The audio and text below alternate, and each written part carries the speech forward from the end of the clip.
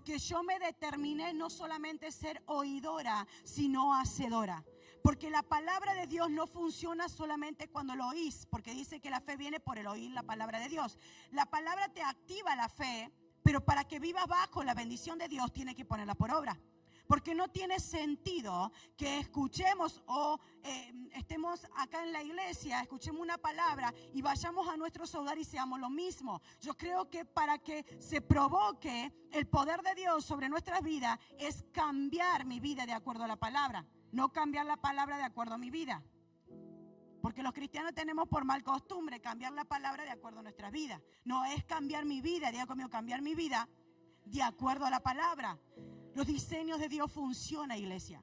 Los diseños de Dios funcionan. Lo que quiere el Señor es que tú vivas bien, que seas bendecido. No digo que no vas a tener problemas. La palabra nos enseña que había un hombre prudente y había un hombre insensato. El insensato construye su casa sobre la arena, pero el prudente lo construye sobre la roca. A los dos le vinieron vientos, a los dos le vinieron vientos ímpetu, un montón de problemas, tormenta y todo lo que usted pueda relacionar. A los dos, diga conmigo, a los dos. Pero el que edificó sobre la roca permaneció. El que edificó sobre su vida sobre Cristo permaneció. Pero el que edificó su vida sobre la arena, lo pasajero, lo temporal. Usted ve que va a la playa y escribe su nombre en la arena, viene la ola y se borra el nombre, porque todo es temporal. Por eso manifiesta que el insensato construye su vida en Cristo por lo temporal. Entonces viene un problemita que te saca de todo lo que Dios te dijo. Decirle al que está a tu lado, construir sobre la roca, que es mejor. A los dos le vino problema, porque no es que estamos en Cristo y no vienen problemas, sí viene problema. El tema es que Dios te da la sabiduría para tomar decisiones correctas. Dios te da la palabra justa en el momento justo, por eso dice que su palabra es viva y eficaz. Porque cuando Él habla, hasta un muerto puede resucitar. Uno que estaba en pecado murió por el pecado, la muerte espiritual. Dice que la paga del pecado es muerte, ¿no es cierto? Pero Dios con una palabra lo puede traer a vida. Porque te puede convertir completamente. Hacer una transformación, una transición en tu vida. Una palabra es viva, causa vida, soplo de aliento sobre tus huesos. Dice el viento de los cuatro espíritus, los 4 puntos cardenales, sopla aliento de vida sobre estos huesos y vivirán. Y es eficaz, presta atención, porque te habla en el tiempo correcto. Dios no habla porque sí, Dios habla por algo. Dios te anticipa por algo. Por eso su diseño funciona en el tema que necesitamos conocer sus diseños. Y para eso está la palabra de Dios, para instruirnos a nosotros en sus diseños. Fíjense en ustedes, en el libro de Génesis capítulo 6, 7, 8, habla de la maldad del mundo, ¿no es cierto? Y Dios elige ¿a quién? A Noé. ¿Para qué? Para construir el arca, ok. Dios comienza a Noé darles medidas. Le dijo, vos lo vas a hacer así, así, con este material. Le vas a hacer la puerta acá, le vas a hacer la puerta. Le dio, diga conmigo, diseño. Ahora yo le pregunto a usted, ¿qué hubiese pasado si Noé no hubiese respetado los diseños del arca? ¿Me pueden decir? Se hubiese hundido. Hoy el arca representa a Cristo. Y Cristo tiene diseños. Diga conmigo, Cristo tiene diseños. La vida en Cristo, ser un cristiano, es que tenemos que vivir bajo los diseños de Dios. Bajo los principios de Dios. Porque si yo no respeto los diseños ni los principios de Dios, el arca se me hunde. Por eso estamos llenos de los mismos problemas, no salimos adelante, no progresamos, no avanzamos, no tenemos frutos. ¿Por qué? Porque vivo de acuerdo, yo acomodo la Biblia de acuerdo a mi vida. Pero esto funciona al revés. Yo necesito acomodar mi vida de acuerdo a lo que dice la palabra de Dios. Así funciona. Por eso yo vengo a decirte que Dios quiere hacer cosas con tu vida, pero el tema es que no cambies el diseño de Dios, porque los diseños de Dios son los que funcionan. Cuando le cambiamos los diseños de Dios, es ahí donde empezamos a ver las ruinas. Porque Dios te llama a que edifiques tu vida sobre la roca, no sobre la arena, no sobre lo temporal, no sobre lo pasajero, no sobre este sistema o este mundo corrompido.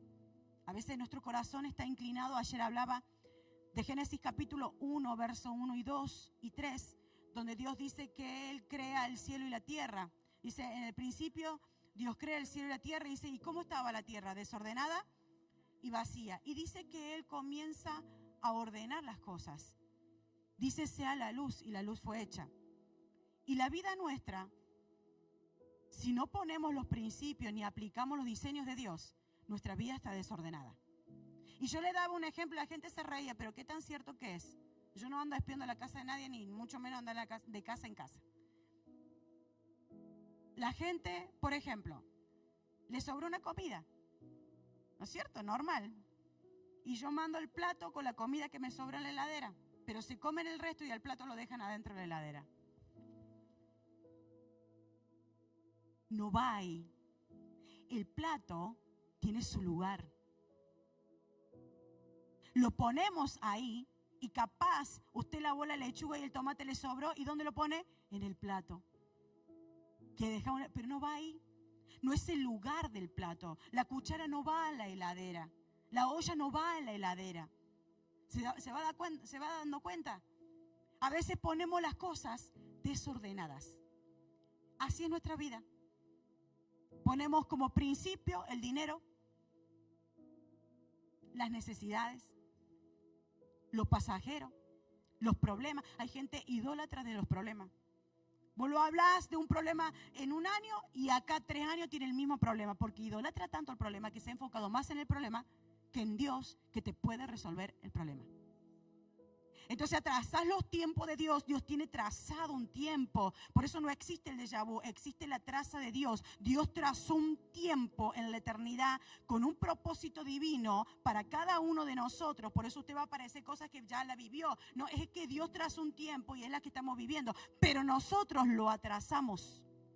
Cuando decidimos por nuestra propia voluntad, cuando no le consultamos a Dios, cuando no le somos fiel a Dios, atrasamos los tiempos de Dios. Entonces no podemos ver a Dios manifestarse en todo lo que Él quiere hacer porque nosotros nos encargamos de atrasar sus tiempos. Entonces estamos tan afanados, tan preocupados, y Dios no nos llama a estar preocupados. Dios nos llama a estar ocupados. ¿Y en qué? En su obra. Buscad primeramente el reino de Dios y su justicia. Vuelvo a repetir. Buscad, o sea, yo lo busco, es mi accionar. Buscad primeramente el reino de Dios. Diga conmigo, el reino de Dios y su justicia. Y lo demás, diga conmigo, todo lo demás, después viene.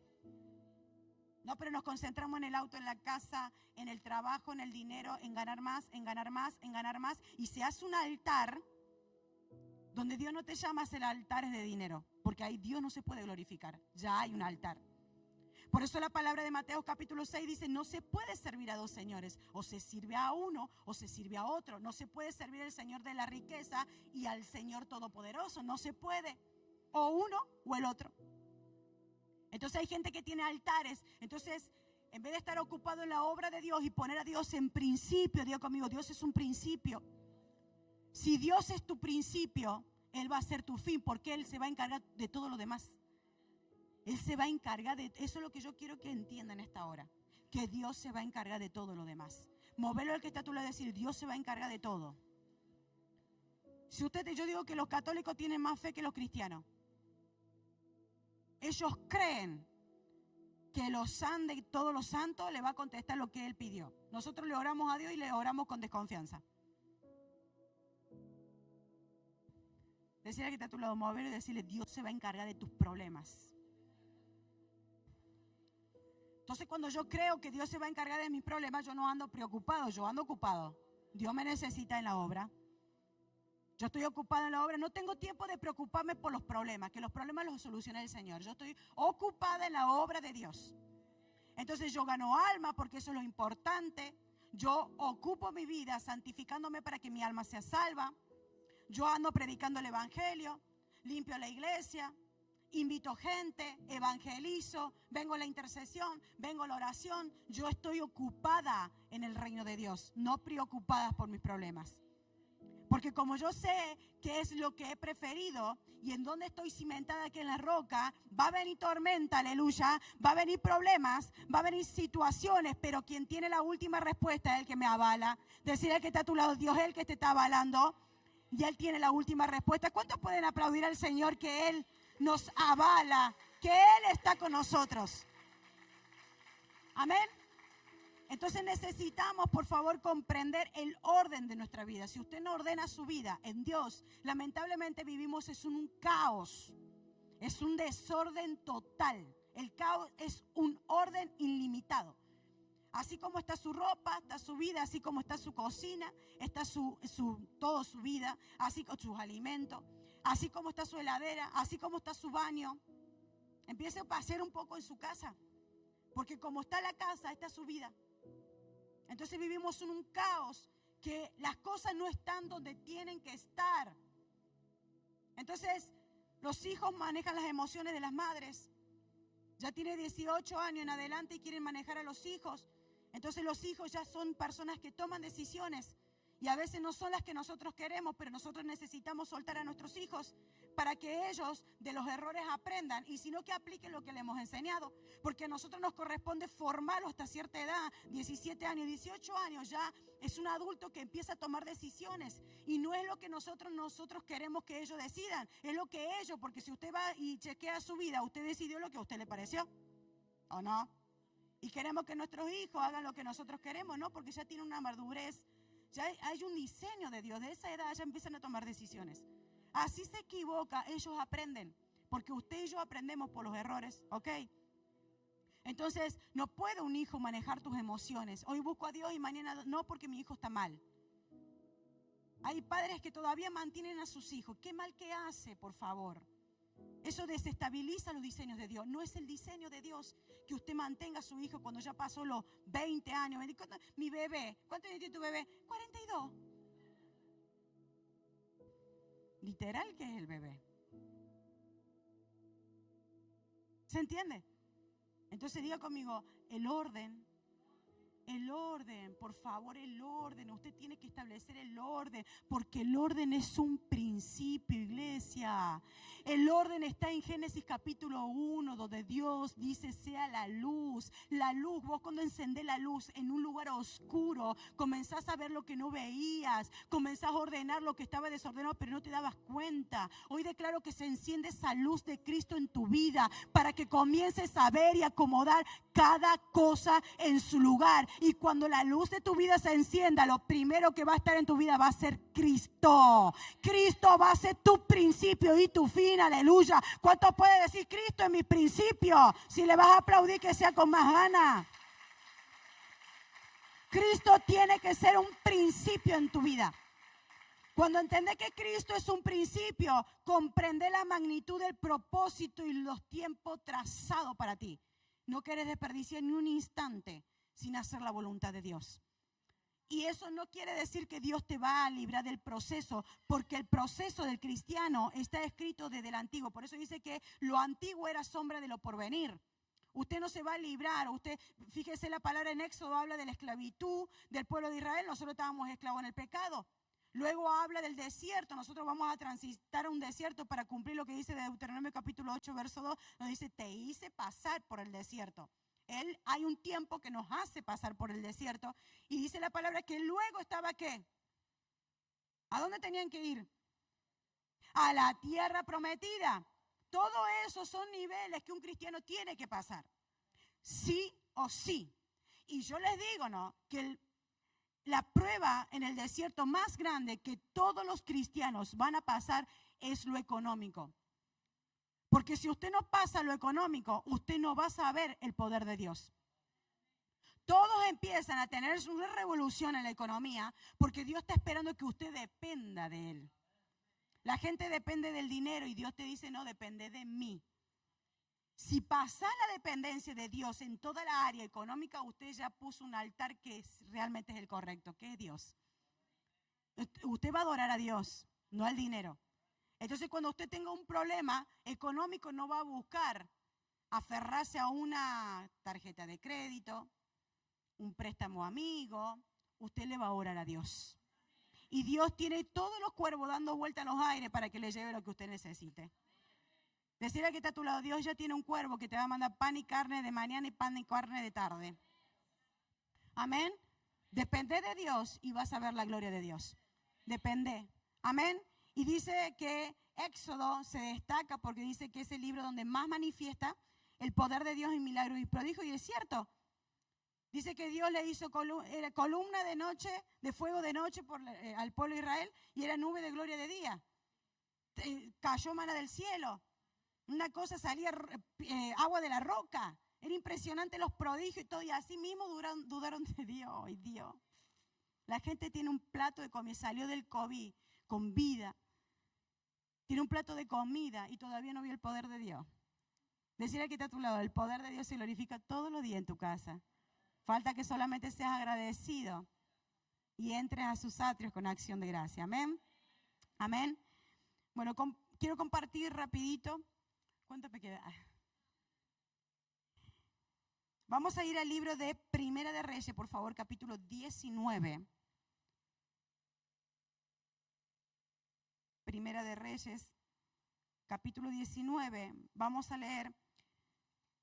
En el libro de Primera de Reyes, capítulo 19, habla con respecto, en el 18, habla de la victoria que tuvo Elías cuando confrontó al pueblo de Israel, donde claudicaban en dos pensamientos, adoraban a los Baales. Entonces Dios llama a Elías para que selle el cielo y no llueva. Entonces en eso había un tiempo en donde Elías tenía que confrontar al pueblo de Israel. Entonces hizo una preparación en el monte para que crearan un altar, los Baales, y puedan manifestar esa petición y que se manifieste el Dios que ellos servían. Y él iba a hacer un altar con ofrenda también para que Dios se glorifique en esa ofrenda. Los lleva todo al monte. Entonces en el monte es donde se glorifica porque los Baales se cansaron de llamarlo y nunca se manifestó nada. Pero cuando Elías prepara el altar con el sacrificio, la ofrenda, el holocausto, dice que descendió fuego del cielo, consumió el holocausto, se tomó el agua y todo el pueblo creyó en Dios. Entonces se estabilizó por la manifestación de Dios. Luego de esa victoria tan grande que Elías tiene, sucede lo que vamos a leer en el capítulo 19, desde el verso 1, por favor. Dice la palabra: Acab, que era el rey de ese tiempo, dio a Jezabel, que era la mujer de Acab, la nueva de todo lo que Elías había hecho y de cómo había matado a espada a todos los profetas de Baal. ¿No se entiende? Entonces envió Jezabel a Elías. Preste atención, por favor, porque es muy importante el versículo 2. Dice: entonces envió Jezabel a Elías, Jezabel, la mujer de Acab, un mensajero, diga conmigo, un mensajero, diciendo: así me hagan los dioses y aún me añadan, si mañana a esta hora yo no he puesto tu persona como la de uno de ellos. Verso 3. Viendo pues el peligro, se levantó y se fue para salvar su vida. Y vino a Berseba, que está en Judá, y dejó allí a su criado. Y él se fue por el desierto un día de camino, y vino y se sentó debajo de un enebro. Y deseando morirse, dijo: basta ya, oh Jehová, quítame la vida, pues no soy yo mejor que mis padres. Y echándose debajo del enebro, se quedó dormido, y aquí luego un ángel le tocó y le dijo: levántate, levántate, come. Entonces él miró, y aquí a su cabecera una torta cocida sobre las aguas y una vasija de agua. Y comió y bebió y volvió a dormirse. Y volviendo el ángel de Jehová la segunda vez, lo tocó, diciendo: levántate y come, porque largo camino te resta. Se levantó pues y comió y bebió, y fortalecido con aquella comida caminó 40 días y 40 noches hasta Horeb, el monte de Dios.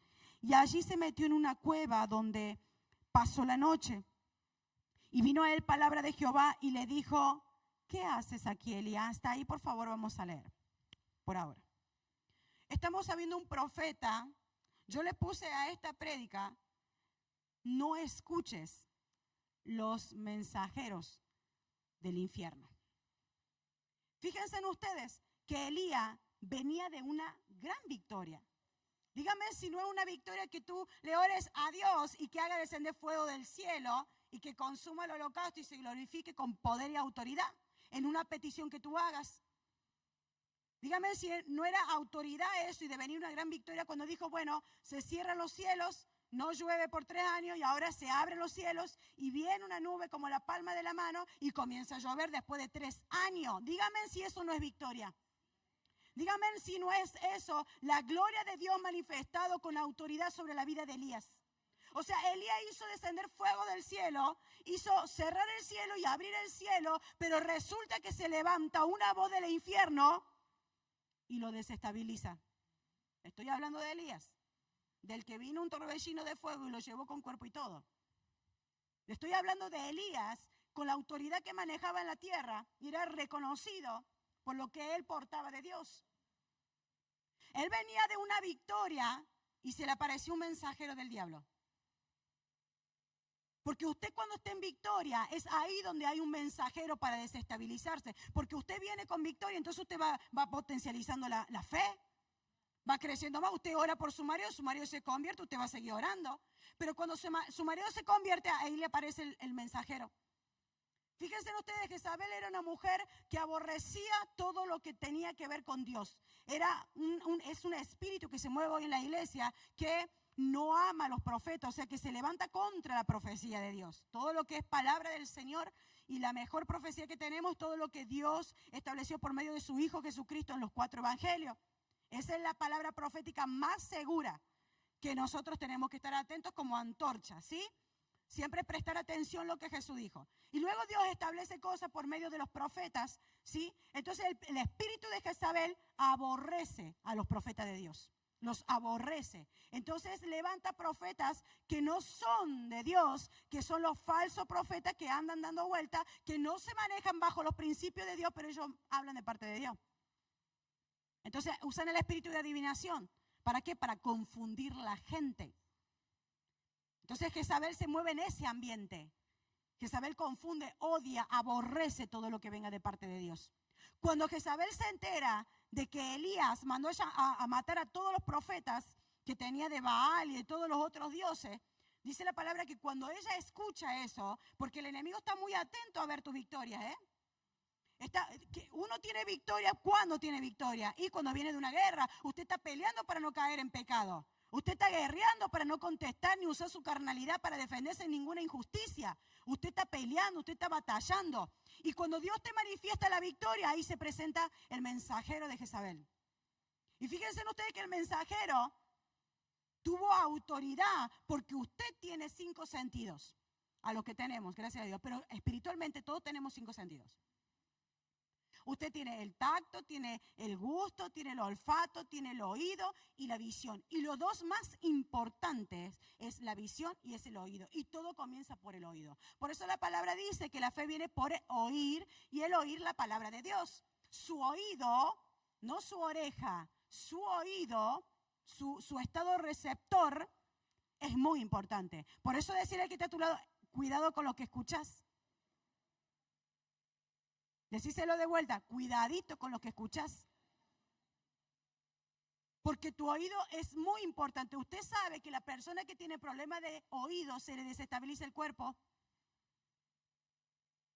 Cuando una persona tiene infección oído, una infección en el oído, tiene mareos y no puede tener estable el cuerpo. Fíjense ustedes lo importante que es el oído. Lo que entra por el oído activa o desactiva tu visión. Por eso la gente, ¿por qué estaba tan desenfocada en el tiempo de pandemia? Y porque todos hablaban de la muerte. Que no toque que te va a contagiar, que no pise que te va a contagiar. Todo eso entraba por acá y desestabilizaba totalmente la visión. Uno ya no se enfocaba en Cristo, ni en la vida eterna, ni la salvación, ni nada. Uno estaba miedoso por la existencia porque no quería ni tocar, ni ver, ni mirar. Ahora se transmite por la visión, así que andaban todos ahí. ¿Y por dónde entró eso? Y por lo que usted escucha. por lo que usted oye. Entonces lo que entra por acá cambia esto. Y tiene tanta autoridad el enemigo cuando usted le presta oído. Fíjense en ustedes, de tal forma que el mensajero le dijo, dice Jezabel que mañana a esta hora te va a matar como todos los otros que mataste.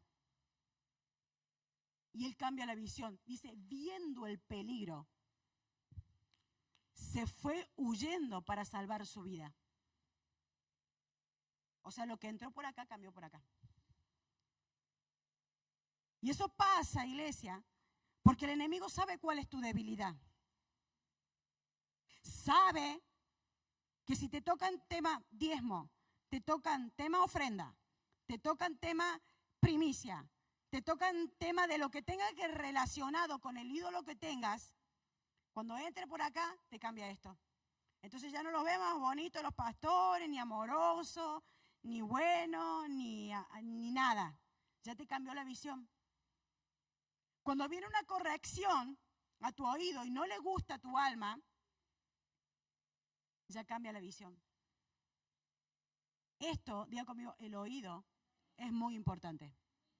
Usted tiene que aprender que no tiene que escuchar cualquier cosa, porque de acá se alimenta.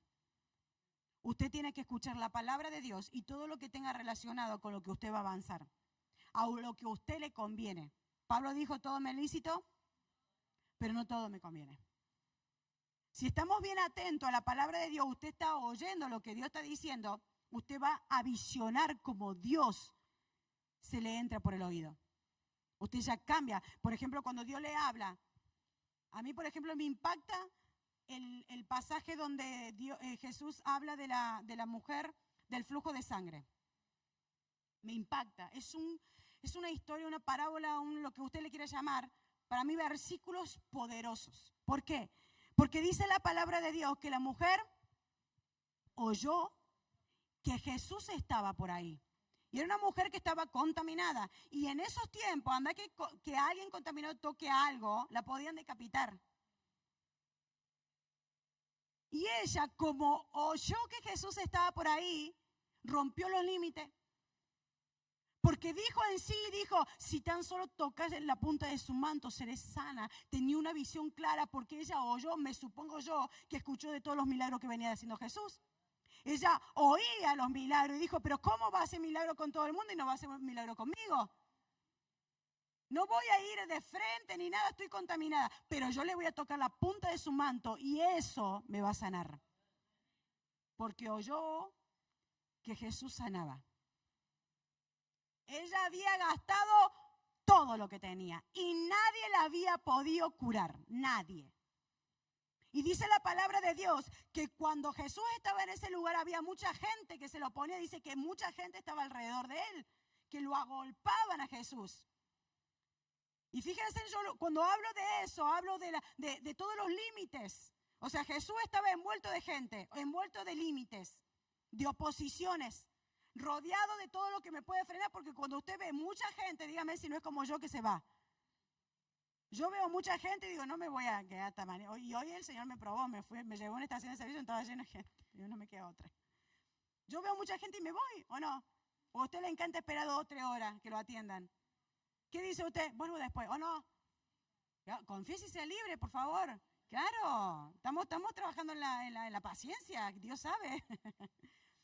Entonces, ella dijo, si tan solo tocara, entonces se le aparecen todas esas oposiciones. Pero ella estaba enfocada, ¿por qué? Porque oyó los milagros de Jesús. Que Jesús está ahí, ¿cómo teniéndolo tan cerca? No voy a ir a tocar para ser sana, lo tiene que hacer conmigo también. Ella se enfocó de acuerdo a lo que oyó. ¿Qué estás oyendo que te estás desenfocando? ¿Qué estás oyendo que no estás haciendo lo que Dios te dijo? Que dejaste entrar, dice la palabra de Dios, que los obreros se durmieron, vino el enemigo de los obreros y les sembró la cizaña. Por eso dice la palabra que Elías estaba como dormido, porque estaba en un estado de estupor.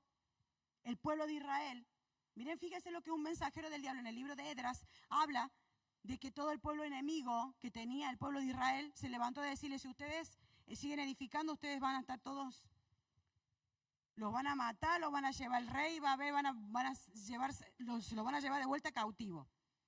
Y ellos, ¿saben qué hicieron? Cesaron la obra. Porque oyeron a los mensajeros del diablo. Que se levantaron los Zambalá, los Tobías, Nehemías, habla. ¿Y qué hicieron? Cesaron la obra. Entonces dice la palabra de Dios en el libro de Ageo, capítulo 1, dice que Dios manda al profeta Ageo y le dijo, ¿quién les dijo a ustedes que cesen la obra?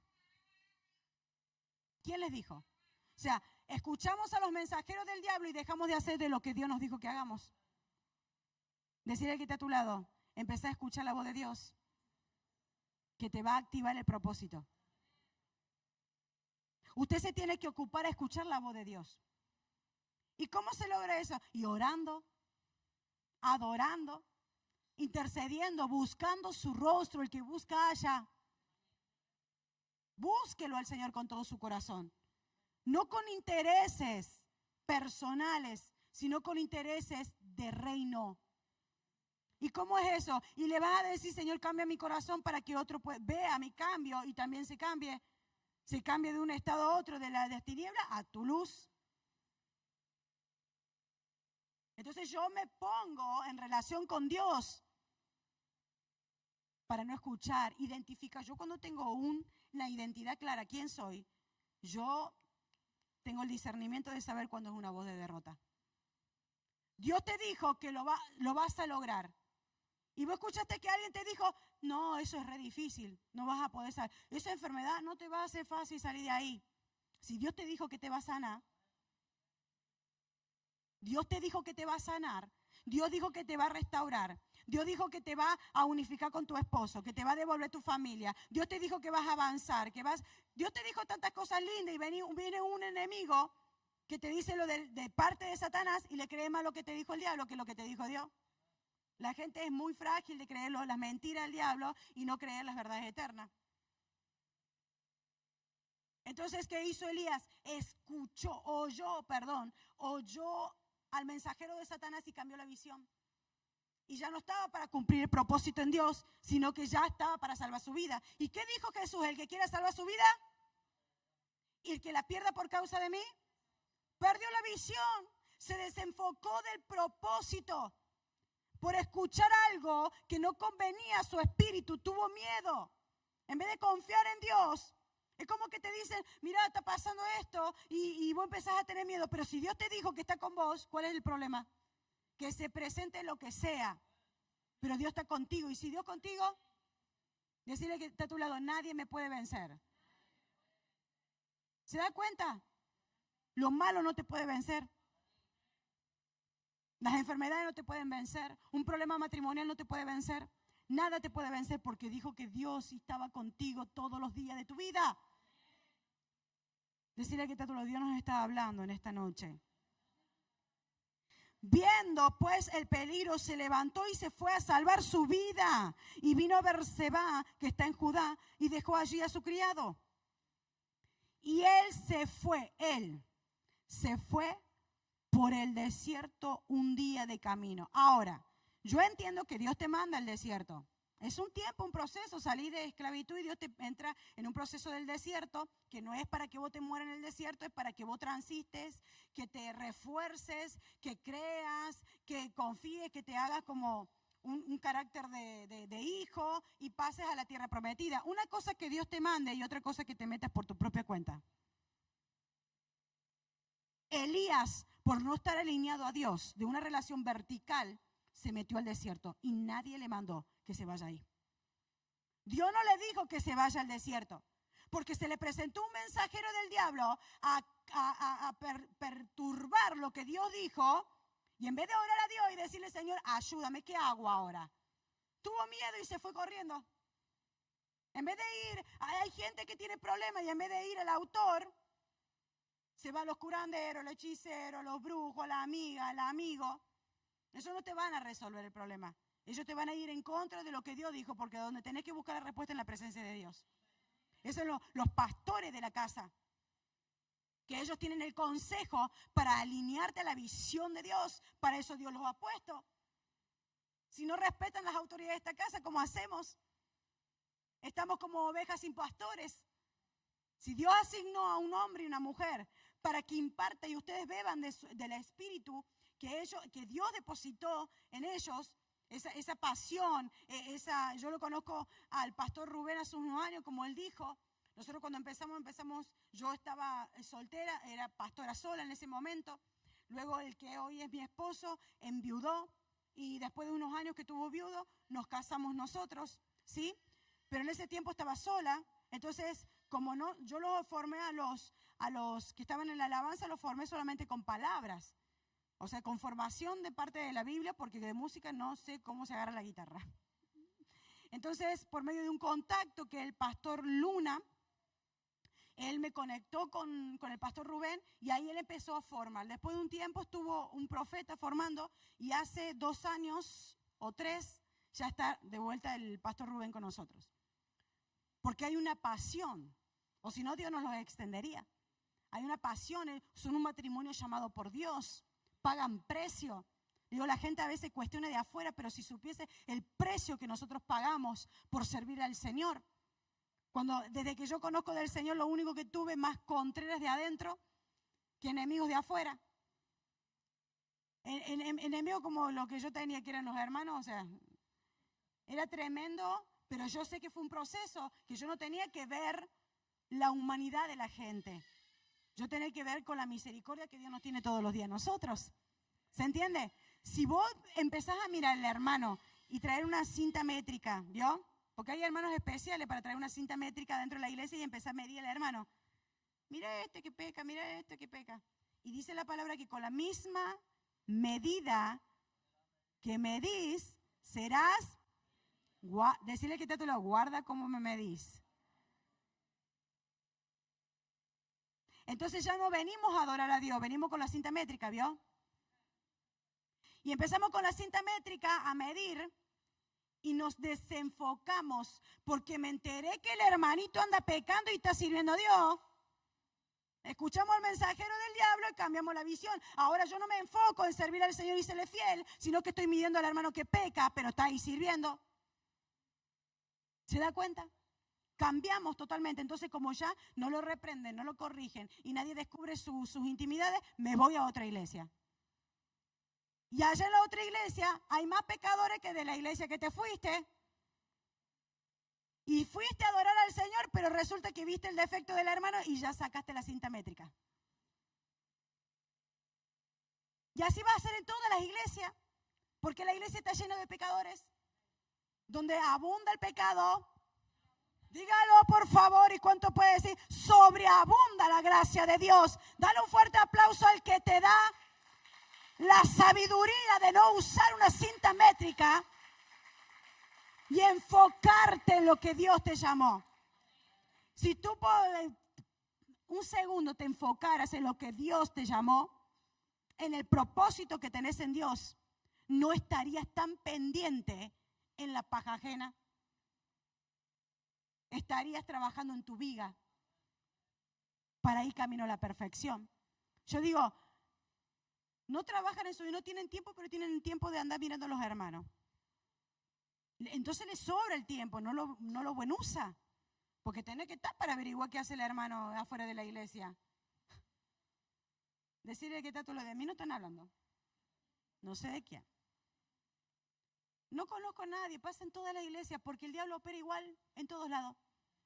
Cuando te quiere desenfocar, te empieza a hablar del hermano, del pastor, de la pastora, de lo que están al lado de los pastores.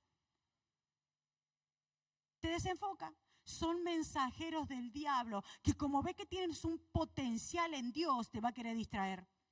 Te va a querer sacar del diseño. El propósito de Jezabel fue sacarlo a Elías del propósito.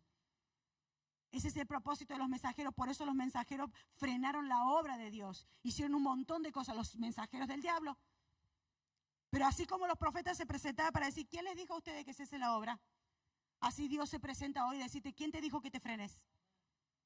¿Quién te dijo que estés un decorado en la iglesia? La iglesia no necesita decorado. La iglesia necesita hombres y mujeres que trabajen en su obra y estén ocupados en su reino. Dígale al que está a tu lado, ahora sí están hablando de mí.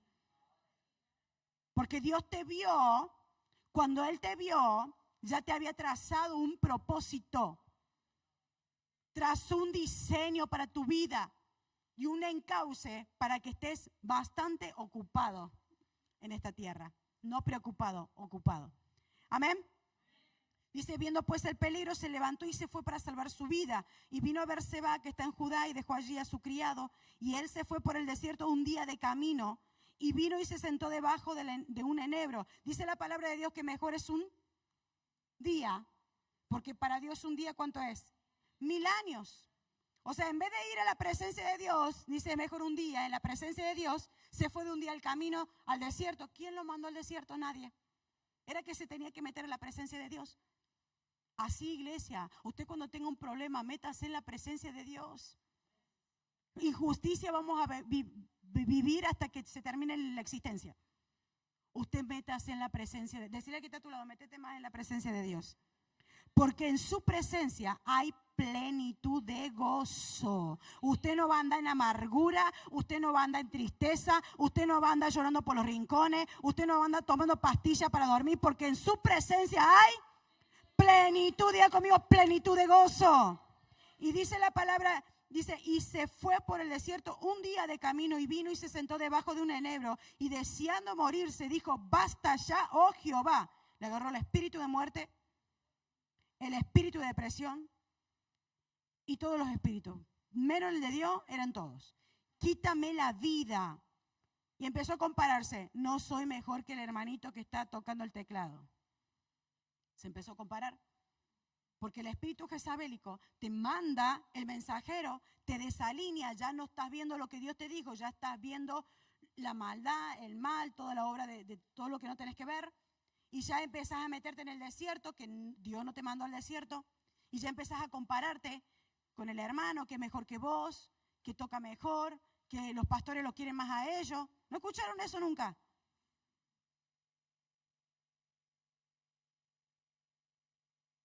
Porque los quiere más a ellos, los prefiere más a ellos. El enemigo se maneja igual en todas las iglesias. En todas las iglesias el enemigo se maneja igual. Los pastores no tienen preferido. Los pastores servimos con gente que quiere servir. Que no sean carretilla, que sean solución, no problema. Por eso usted va a ver gente que está a la par de los pastores porque tienen que soportar el peso de la obra. El peso, la carga de la obra hay que soportarla. Porque hay que soportar la crítica, la murmuración, la detracción, la injusticia y un montón de cosas. Y nadie está dispuesto a pagar ese precio. De ser el primero que llega y el último de irte, nadie está para pagar ese precio. Desde limpiar desde el baño hasta, no sé, hasta los confines de la tierra. Nadie está para meter la manito en la caquita del hermanito. Hola. A nadie le gusta andar limpiando los... ¿A usted le gusta limpiar el baño? Ese precio pagamos nosotros. Y no cualquiera lo paga. Por eso nosotros no tenemos preferidos. Yo hablo como ministro. Nosotros tenemos gente que vemos que quiere pagar el precio como nosotros lo hacemos a diario. Vea usted quién es el primero que llega y vea quiénes son los últimos que se van. Y esas son la gente que están a la par de los ministros. Y no por preferencia, sino porque yo puedo contar con él. ¿Se entiende? Amén. Y dice la palabra de Dios, y echándose debajo de un enebro, porque del enebro todavía Dios tenía misericordia y había una cobertura. Dice que se quedó dormido y he aquí luego un ángel le tocó y le dijo, levántate, come. Entonces él miró y he aquí a su cabecera una torta cocida sobre las aguas y una vasija de agua, y comió y bebió y volvió a dormirse. Y vino el ángel de Jehová la segunda vez, lo tocó diciendo, levántate. No le dijo, vení que te levanto. ¿Cómo le dijo? Accionate, Elías. Porque no esperes que Dios te levante. Accionate para que Él lo haga. Amén. Accionate. Fíjense en ustedes, estaba el ciego Bartimeo. ¿Cuántos conocen esos versículos? ¿Estaba dónde? En la orilla del camino. ¿Qué estaba haciendo? Mendigando. ¿Y cómo era Bartimeo? Ciego. Estaba en la orilla del camino y estaba mendigando. Y él comenzó a gritar, Hijo de David, ten misericordia de mí. Y gritaba fuerte. Y tú le decías, shh, cállate. Y Jesús dice que lo oyó.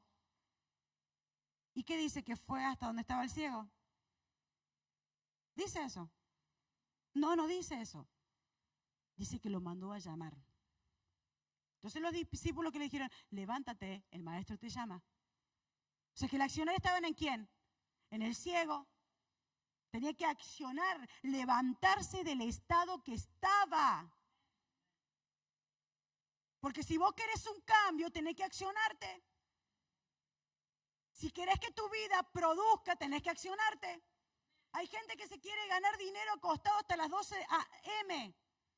No, iglesia. No funciona así. Queremos estar durmiendo todo el día, con siesta, inclusive con también una media tarde. No funciona así. Tiene que haber un accionar. Yo quiero crecer en Dios. Bueno, venite los jueves, venite los miércoles, venite los viernes, venite los sábados, porque hay un accionar en mí. Yo le estoy demostrando a Dios lo que soy capaz de pagar, el precio, para obtener más de Él. Entonces, ¿qué dijo? Le dijo Bartimeo, Jesús lo mandó a llamar. ¿Y ustedes se creen que Jesús no sabía la necesidad de Bartimeo? Sí. Sabía que era ciego y que no tenía dinero. Porque ¿qué hacía el ciego a la orilla del camino? Mendigaba. O sea que tenía dos problemas bastante graves, sumando lo que no dice la Biblia. Jesús sí sabía lo que él necesitaba, pero lo que Jesús quería saber eran sus prioridades. Y le dijo, ¿qué es lo que quieres que haga yo por ti? Porque el ciego le podría haber dicho, Señor, necesito cash. No tengo. Ando como la gaseosa seco, ¿vio? Los últimos y tirando para no, como chicle, ¿vio? ¿Qué le dijo Bartimeo? Quiero recobrar la vista. Cuando hablamos de recobrar, quiere decir que en algún momento tuvo vista, pero la perdió. Eso le pasó a Elías. En el verso 3 dice, viendo pues el peligro se levantó y se fue. Y dice entonces en el 6, entonces miró. Porque ver y mirar es diferente. Ver habla de una activación del sentido. Dice el significado de ver es percibir, es usar el sentido de la vista. Y mirar es dirigir y fijar la atención en algo. ¿Qué es lo que pasó con Elías? Se quedó ciego espiritualmente, porque ya no veía, ya miraba. Y eso pasa con la gente que ya no vemos lo que Dios quiere, sino que miramos lo natural. Miramos el problema, miramos al hermano, miramos a los pastores, miramos. Todos fijamos nuestra concentración en lo que no nos edifica. Y dejamos de ver por fe, porque dice la palabra que la fe es la certeza de lo que se espera, la convicción de lo que no veo. Entonces, ¿qué está pasando? Yo me estoy accionando en fe, estoy viendo algo espiritual, no lo puedo palpar, no lo puedo tocar, pero sí me estoy dimensionando. Yo no estoy viendo que este material está sirviendo al Señor, pero yo me estoy viendo por fe que sí voy a servir al Señor. Por eso me estoy restaurando, por eso estoy trabajando, por eso estoy adquiriendo, estoy orando, intercediendo, estoy buscando de la palabra. Entonces cuando empezamos a mirar ya dejamos de ver. Cuando empezamos a mirar ya dejamos de ver lo espiritual. Y eso le pasó a Elías. Dejó de ver para mirar. Y como de tal forma que entró en una ceguera, que se metió al desierto, que nadie lo mandó, y es más, le digo, se metió en una cueva. Una cueva donde lo agarró de noche y ahí estaba en donde, en la oscuridad. Diga conmigo, ceguera. Ceguera de tal forma que ya se dormía. Y Dios lo mandaba que ¿qué? Se alimente. Porque Dios tenía algo, por eso le dice, largo camino te resta. Y eso es lo que Dios te dice hoy, por favor, iglesia. Dejemos de mirar, desconcentrarnos de lo que Dios dijo de nuestra vida para estar mirando a los seres humanos, a la naturalidad, a los errores. Diga conmigo, dejemos de mirar y empecemos a ver. Empiece a ver el propósito de Dios. Empiece a ver lo que Dios dijo. Empiece a visualizar lo que Dios va a establecer en su vida, por favor. Elías dejó de ver, empezó a mirar y entró a un territorio que nadie lo mandó. Por eso en un momento le dice el ángel, ¿qué haces aquí, Elías?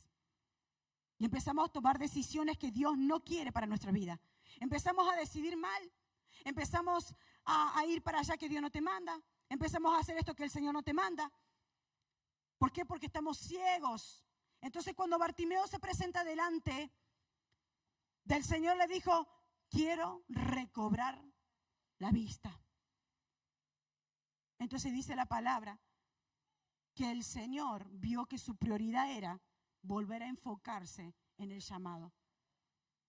Porque por algo dice su nombre, era un nombre importante, porque si no, no va a decir el nombre.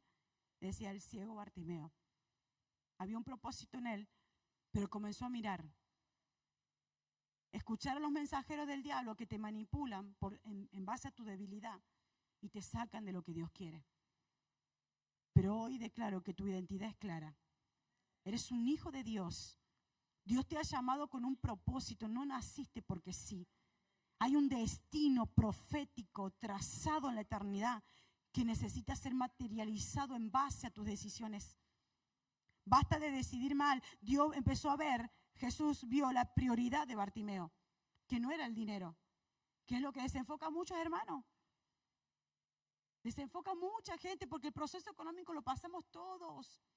Cuando yo conozco del Señor tenía casa, auto, negocio, dinero, de aquí para allá, tenía los últimos electrodomésticos, tenía autos, tenía moto, la primera moto que, no sé, que salió de moda, la tenía en la puerta de mi casa. Cuando yo conozco de Cristo me quedé sin nada. Nada, por 10 años pasando por el desierto de la economía, creyendo en Dios y Dios ha probado mi fe mire, no tenía ni para comer. Porque ustedes pueden ver los resultados. Pero hay una transición de proceso que te lleva a estos resultados. Por eso le digo que no todos están dispuestos a pagar el precio que uno paga para tenerlo de Dios. Fíjense en ustedes que estaba Jesús en el Monte de los Olivos, estaba ahí orándole al Padre y le dijo, Padre, si es posible, aparta de mí esta copa, pero que se haga tu voluntad.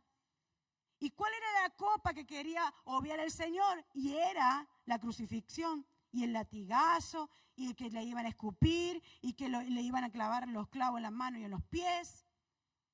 Y se sintió el silencio de Dios, porque en los peores procesos hay un silencio de Dios, porque Dios quiere ver qué es lo que vos haces. En mi proceso, en los peores tiempos, no había nadie. Estaba como Jesús, ¿vio? Cuando lo venían a buscar. Dice que salieron huyendo los discípulos. No quedó uno. Es tal cual. Mi desierto, mis peores procesos, no había nadie. Nadie. Y yo nunca fui una persona víctima, ¿eh? Ay, no tengo para comer. Ay, no tengo para esto. Ay, pastores, si les sobra un pancito de la Santa Cena, ¿me lo puedo llevar a mi casa? Porque no tengo para comer ni para los chicos ni para nadie.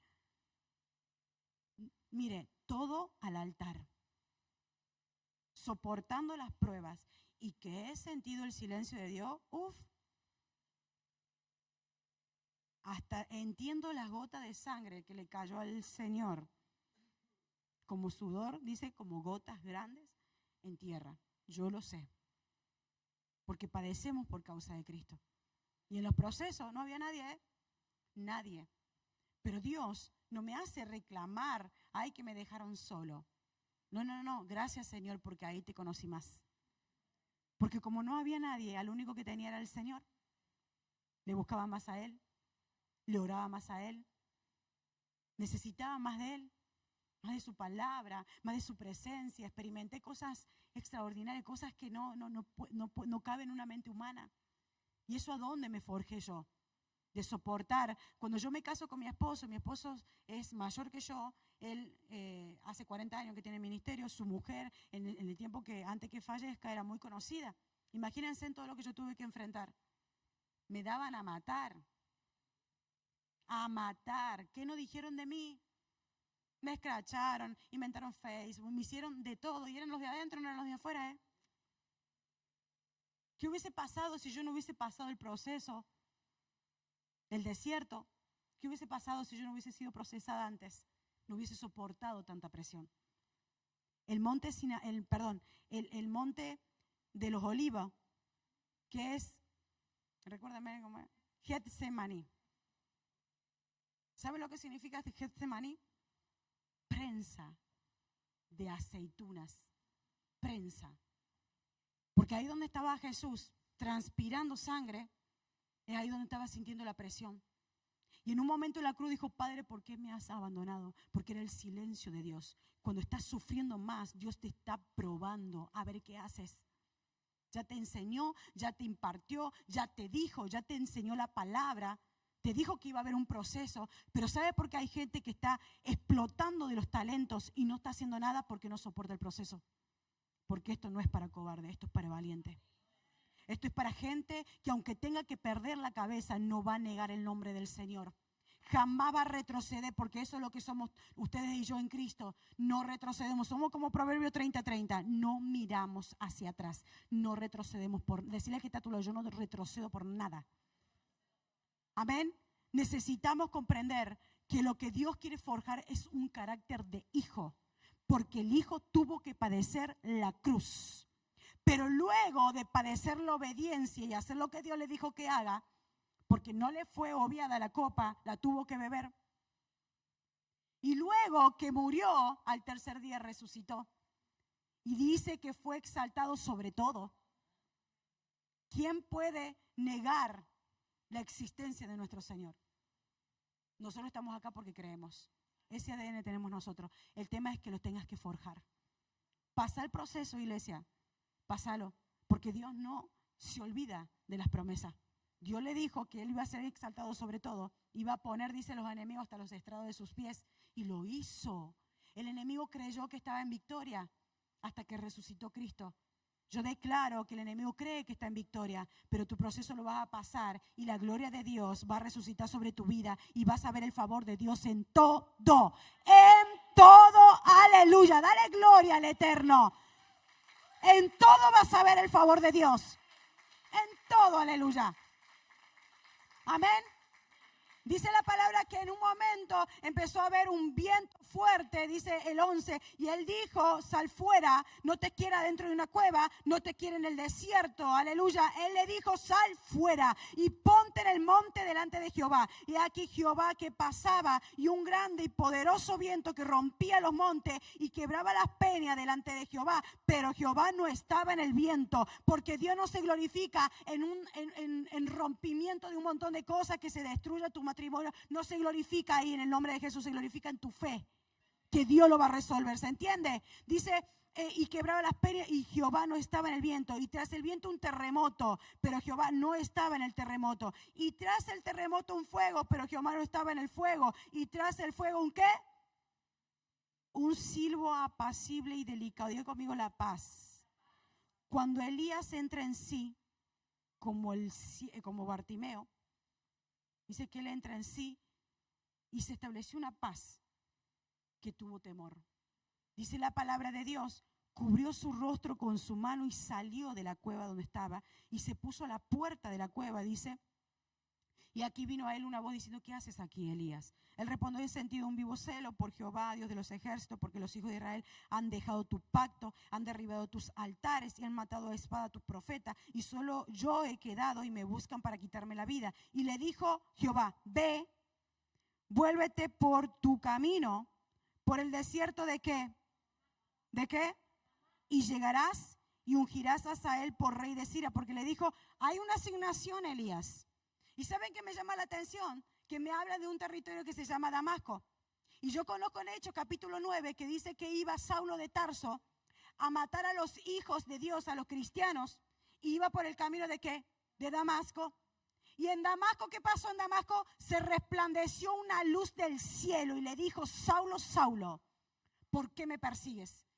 Y cuando él cae al suelo, dice que cuando se levanta se da cuenta que está como ciego, y lo llevan a un lugar que está 3 días, diga conmigo 3 días, muerte, segundo día y resurrección. Y dice la palabra que esos 3 días estuvo ahí orando y no comía y bebía, diga conmigo, estaba de ayuno y de oración.